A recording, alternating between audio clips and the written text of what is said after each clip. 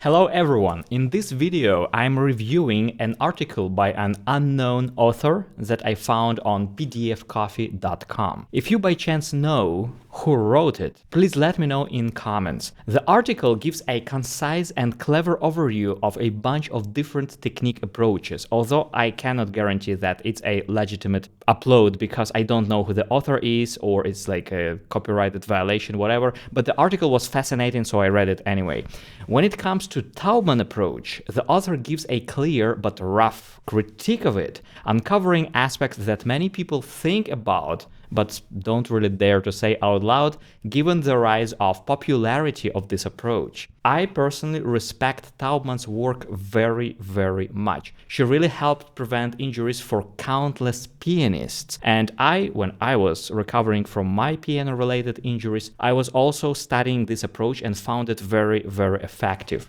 But I'm really bad at blind worshipping and idolizing things. For me, it's important to look at different viewpoints and stay open to new ideas, instead of joining one camp and ignoring all the others. In this article, the author starts by actually praising Taubman as a true pioneer in injury preventive piano technique. They note how she broke down every piano motion into clear rules like coordinate motions, by making sure that all bodily parts move together so no energy is wasted, and avoiding jamming at the wrist. So when we play piano, we keep the forearm and hand more or less at the same level to prevent kinetic forces from shearing off. What happens when your wrist goes up and stays tense? The author points out that Taubman's students, including top players, have recovered from or avoided serious injuries thanks to her methods, which is absolutely true. So we are not here to devalue this wonderful approach. We are just trying to look at things as objectively as possible. But the author then argues that Taubman's followers can become a little bit too dogmatic. They exclude all other approaches, which ends up creating suspicion rather than respect. A method meant to heal, they say, should not become a straitjacket for healthy pianists, according to them. And this is a very important point and quite a rough critique. I would like to say that before criminalizing any type of motion or technique, we should remember that most things have a potential to be remedy or poison, depending on the dose and application. What is best for a healthy pianist might be harmful for an injured one, and what is necessary for an injured pianist might be unreasonably limiting for a healthy pianist. I know, guys, how much you are frustrated with the lack of simple universal answers to all your questions, where all the people say different things and there are so many approaches, so many opposing opinions. But the truth is that there might be no all-size jacket when it comes to piano technique. And I myself do my best to generalize all I know about piano playing efficiency for you guys, and I try to give universal tips which would work for the vast majority of piano players. But at the end of the day, when I work with an injured pianist who complains on strong pains, for example, and when I work with a perfectly healthy, strong pianist preparing to an ambitious competition, I work very differently. I try to adjust to the needs of a particular student instead of extrapolating a specific solution to all kinds of situations. I have got recently in touch with a great expert on piano physiology and efficiency, a guy who is doing basically the same thing I'm doing, and he got really brilliant in it. A pianist who achieved the almost impossible. He healed his focal dystonia and returned to full scope recital performing. He has studied dozens of methods, including Taubman's, obviously, and after working with one of the most prominent Taubman teachers, he told me, "You know, Dennis, the approach itself is very good, but they do a terrible job promoting it online. When working with a true specialist is so much different than following online tutorials and available video courses, and many Taubman followers are overly dogmatic. So that's why we have to treat also this article, which I'm presenting to you, with a grain of salt, because the author here apparently didn't take lessons with a Taubman specialist, but simply have made their opinion about Taubman approach by watching video tutorials. But nevertheless, these critique points are quite compelling and quite reasonable. That's why I feel obliged to share them with you. The author mentions Taubman's idea that every single note needs a small forearm rotation, what they call single and double rotations while playing a scale. As an exercise, this rotation has two great benefits. First, it strengthens the hand arch. To rotate, your hand needs a firm arch to push against. And the second benefit is it releases tension. It teaches you to relax the muscles in the fingers that don't play right now more effectively. The author gives then an example of an adult amateur who practiced double and single rotations every day for 2 years and developed a secure, stable hand position and a good technique within that time. But they argue that if you actually rotate on every note in music, you break up a smooth line. According to them, slow motion video shows that when a skilled pianist like Edna Golansky herself plays a smooth scale in a faster tempo, there is no visible rotation on each note anymore. Any real rotation would make each tone stand alone rather than flow as a phrase. In other words, single and double rotation technique for playing scales is a useful exercise but not a literal rule for performance, and the suspicion is that when playing fast, there is no rotation anymore, only a slight sensation in the brain which makes people think that they are still rotating while they are not anymore. And this is kind of like what I felt when studying this. I found it very useful, but then when I went playing faster, I wasn't really sure that I still do those rotations.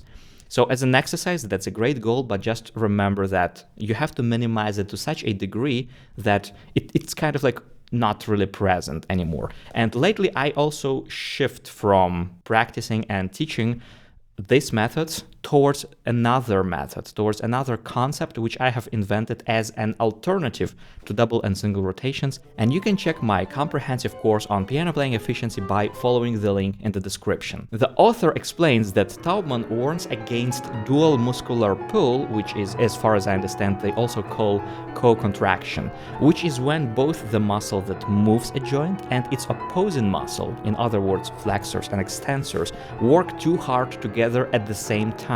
It occurs most when you lift your fingers too high and too violently. That creates wasted tension.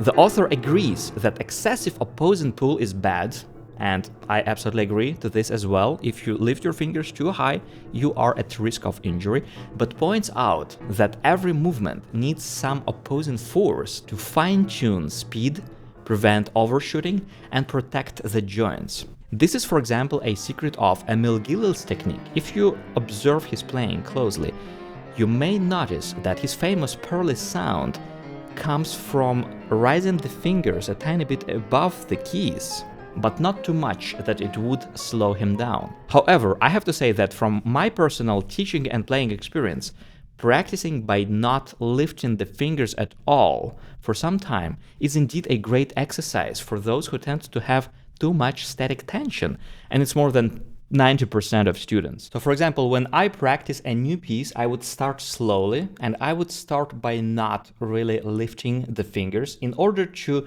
experience how much potential to relaxation I have. So I would start like this.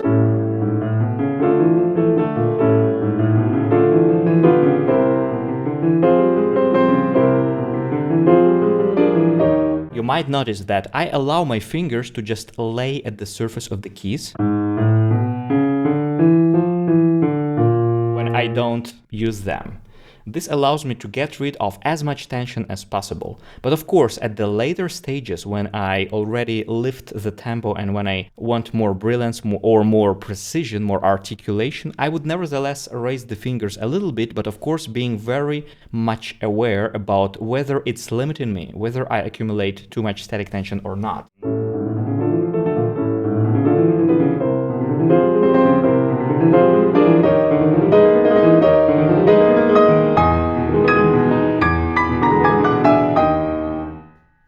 So again, there are opposing techniques, opposing approaches, and they both are valid depending on which level of skill and health you are. So the author argues that removing all dual pull leaves your hand floppy and weak. The real goal is a balanced opposition, not zero opposition.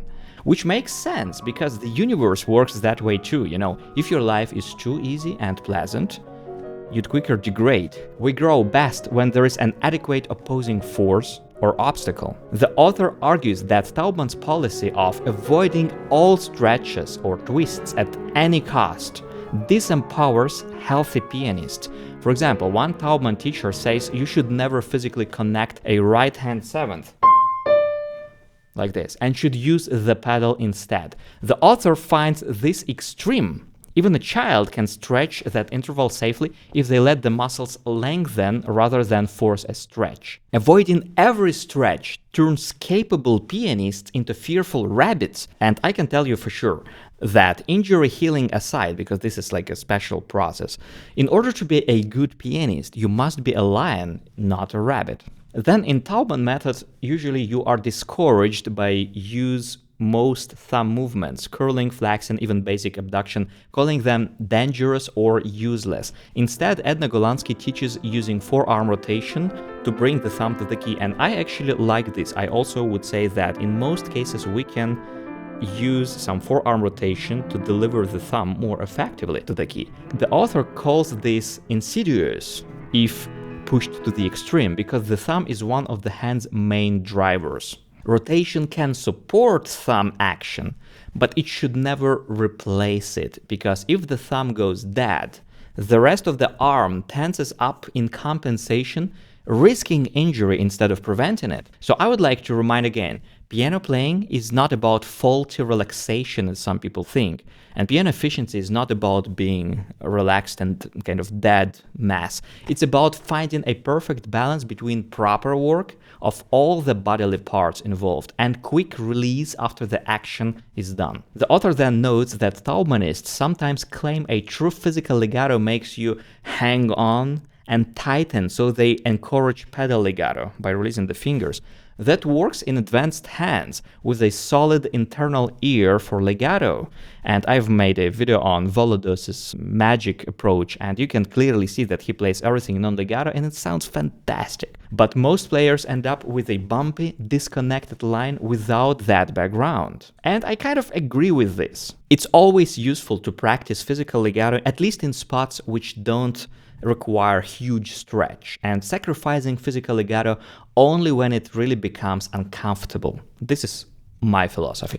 However, on the opposite pole, we have many teachers who torture their students to reach physical legato even in spots where it's just impossible, like the coda of the Barcarolla of Chopin, for example. This is the case which I personally know too good, when a teacher, a very famous, a very big teacher, was pushing a student to practice it, providing a physical legato in a spot which is like literally impossible to play physically legato. And some of students of these extremely famous teachers end up with hand injuries and even surgeries. So again, the truth is somewhere in the middle, and it will be different for every pianist. So the author's view, and I kind of agree with this, is that the Taubman-Golansky system is full of wisdom, especially for injury recovery. But they argue it becomes self-defeating when applied dogmatically to healthy pianists.